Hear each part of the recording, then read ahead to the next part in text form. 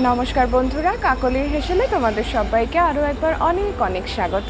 আমি কাকলি মুখার্জি। সবার প্রথমে জানাই সকলকে শুভ জন্মাষ্টমীর অনেক অনেক শুভেচ্ছা। প্রভুর কাছে কামনা করি যে তোমরা সবাই খুব সুস্থ আর ভালো থাকো। যেটা বানাবো আজকে সেটা হচ্ছে প্রভুর ভোগ, মোহন ভোগ। তো চলো কথা না বাড়িয়ে মোহন ভোগের পদ্ধতিটা শুরু করে দিই।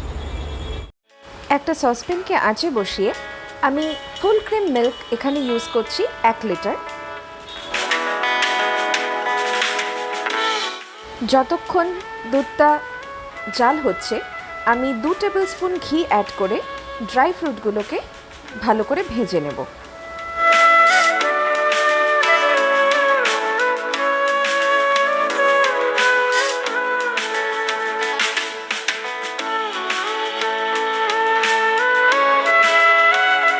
ওদিকে যতক্ষণ ড্রাই ফ্রুটগুলো ভাজা হচ্ছে এদিকে দুধটাও আমার উতলে গেছে। ড্রাই ফ্রুটগুলো একদম পারফেক্টলি ফ্রাইড। আমি এগুলোকে তুলে নিচ্ছি।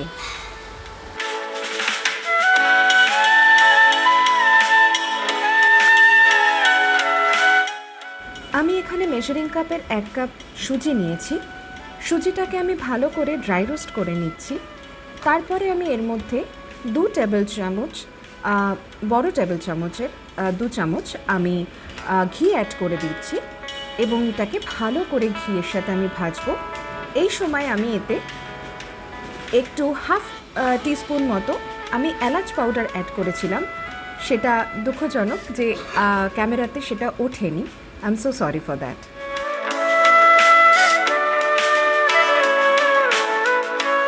ঘিয়ের সাথে সুজিটা খুব সুন্দর করে ভাজা হয়েছে। আমি কয়েকটা স্ট্যান্ড দিয়ে দিলাম স্যাফরানে বা কেশরে। আপনারা চাইলে এটা স্কিপ করে যেতে পারেন, এটা টোটালি অপশনাল। এবার আমি ভেজে রাখা ড্রাই ফ্রুটগুলোকে দিয়ে ভালো করে সুজির সাথে নেড়ে চেড়ে মিশিয়ে নিয়ে আরও কিছুক্ষণ ভাজবো। আমি সুন্দর করে সব ভেজে নিয়েছি।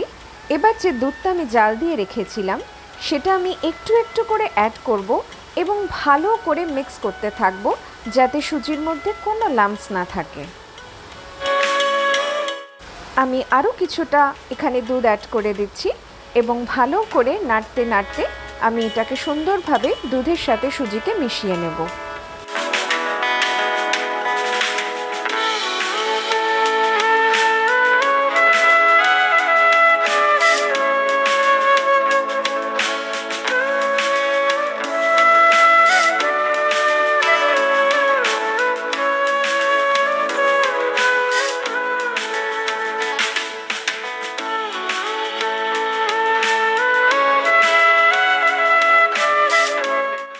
এখানে সুন্দরভাবে ফুটতে শুরু করেছে।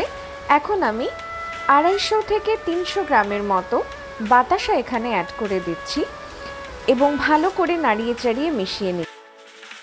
আপনারা চাইলে এই পর্যায়ে কনডেন্সড মিল্কও ইউজ করতে পারেন, কিন্তু আমি আজকে সম্পূর্ণ অথেন্টিকভাবে তৈরি করছি, যার জন্য আমি এখানে বাতাসা ইউজ করছি। আপনারা চাইলে চিনিও ইউজ করতে পারেন বাতাসার পরিবর্তে, কিন্তু আমার বাড়িতে ইউজুয়ালি চিনিটা দিয়ে নয়, হয় মিছরি নাইলে বাতাসা দিয়েই ঠাকুরের ভোগ রান্না করা হয়ে থাকে, তাই আমি এখানে বাতাসাই ইউজ করলাম।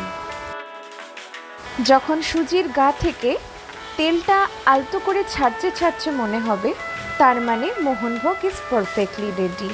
এই সময় আপনারা আঁচটা বন্ধ করে দেবেন।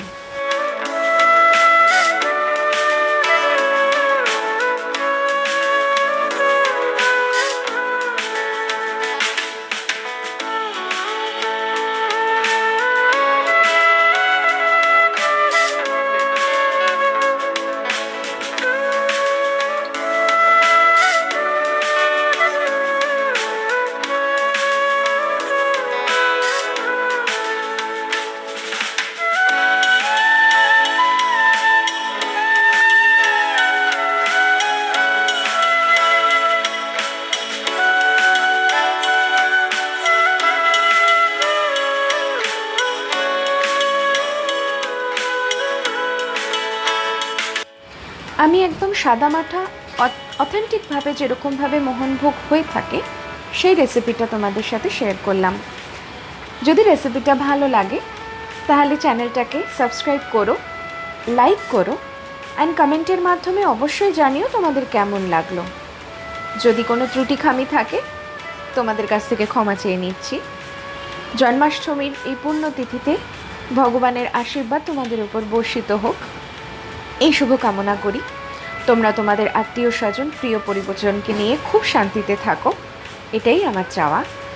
ভালো থেকো, সুস্থ থেকো, নিজের সবার পরিবার পরিজনের সাথে তোমাদের আনন্দে শান্তিতে দিনগুলো কাটুক।